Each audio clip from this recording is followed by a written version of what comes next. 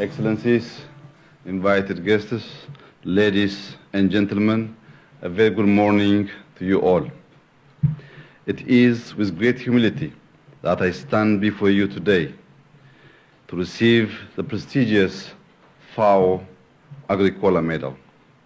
I am deeply honored and grateful to the UN Food and Agriculture Organization for recognizing Ethiopia's diligent efforts over the past 5 years in addressing food and nutrition security.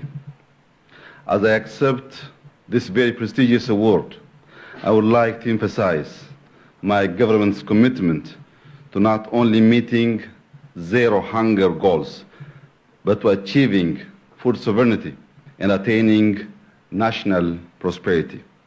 Ethiopia is a nation of plenty. It has abundant natural resources, most favorable weather, and an energetic youth population. Synergy among these factors is essential in accelerating the development of this historic nation. The endeavors we have begun in the past 5 years are thus solid foundations for the next generation. 5 years ago, we introduced an essential policy turning point that generated the national homegrown economic reform agenda through which agriculture, manufacturing industries, tourism, mining, and ICTs were identified as key economic pillars and engines of growth. While all of these 5 pillars hold immense untapped potential, agriculture productivity is critical to our population of more than 120 million and remains the driving force of our economy.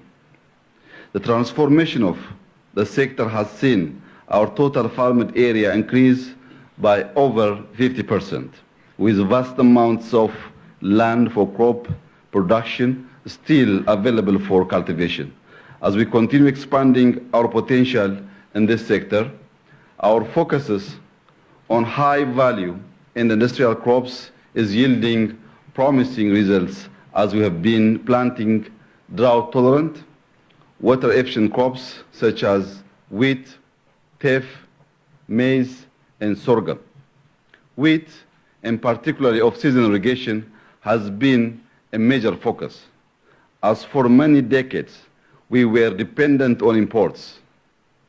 With innovations in our planting practices and the use of technology, we have moved from a wheat deficit to a surplus production increase of 300%.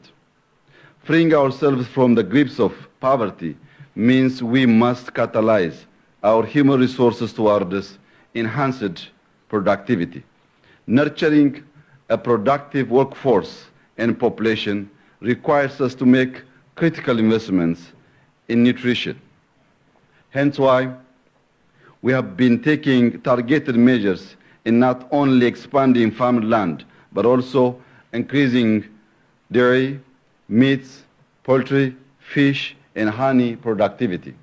Excellencies, ladies and gentlemen, since 2018, we have undertaken over 80 investment climate reforms in various areas, including sector liberalization, laws and regulations, with efforts to make Ethiopia conducive and receptive to partnership and investments. In the context of challenging circumstances and a dynamic environment, Ethiopia continues to be a resilient nation, remaining steadfast in our development goals and in attracting investments. To potential investors joining us this morning, I invite you to take a rewarding leap of faith and invest in Ethiopia.